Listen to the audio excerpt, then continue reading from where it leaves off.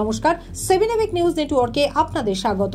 আরজিকর আবহে ফের রাজ্যসভার পথে ঋতব্রত। একজন বাম ছাত্র নেতা হিসেবে 2014 সালে প্রথম রাজ্যসভার সাংসদ নির্বাচিত হয়েছিলেন তৎকালীন এসএফআই নেতা ঋতব্রত বন্দ্যোপাধ্যায়। পরবর্তীতে 2017 সালে একটি নির্দিষ্ট নারী নিগ্রহের ঘটনায় জড়িত থাকার অভিযোগে ঋতব্রতকে দল থেকে বহিষ্কার করে সিপিআইএম। আর তারপরেই তৃণমূল কংগ্রেসে যোগদান করে ঋতব্রত বর্তমানে তৃণমূল শ্রমিক সংগঠনের রাজ্য সভাপতি। আরজিকর কাণ্ডের প্রতিবাদে দলীয় রাজ্যসভার সদস্য পদ থেকে সরে যান সাংসদ জহর সরকার। সেই খালি আসনে তৃণমূল কংগ্রেস প্রার্থী হিসেবে মনোনয়ন দিল ঋতব্রতকে। আর বিধানসভার আসন সংখ্যার হিসেবে ঋতব্রতর ফের রাজ্যসভার সদস্য নির্বাচিত হওয়াটা এখন সময়ের অপেক্ষা। তুমি বাংলায় থেকে যদি এই কথাটা বলো, আমি সাহসের সঙ্গে জোরের সঙ্গে হাত শিখে বলো আমি বাংলা গান শুনবো না।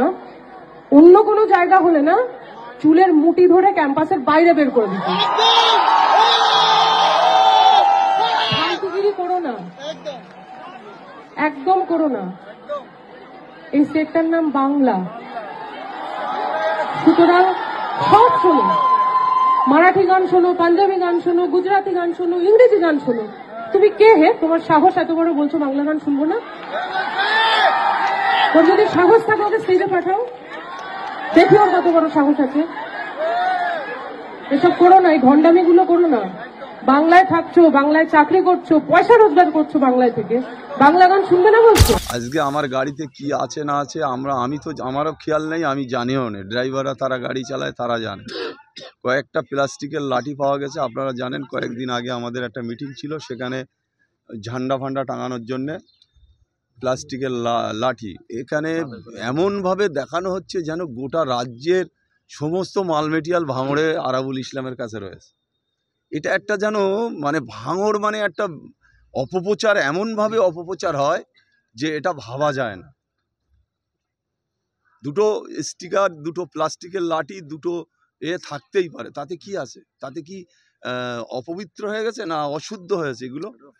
আর সব থেকে বড় বড় করে দেখানো হচ্ছে যে আরাবুলের গাড়িতে মেশিন পাওয়া গেছে, হেন পাওয়া গেছে। আমি জীবনে মেশিন নিয়ে কোনোদিন ব্যবহার করি। প্রথম লক্ষ্য হওয়া উচিত ভারত সরকারের, যে বাংলাদেশের সরকারকে এটা বলে তাদেরকে প্রভাবিত করা যে বাংলাদেশে যেন শান্তি ফিরে আসে।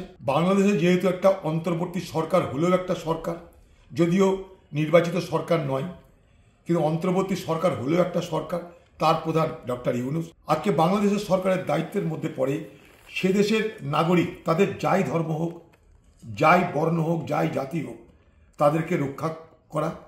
এটা আন্তর্জাতিক নিয়ম অনুযায়ী হওয়া উচিত।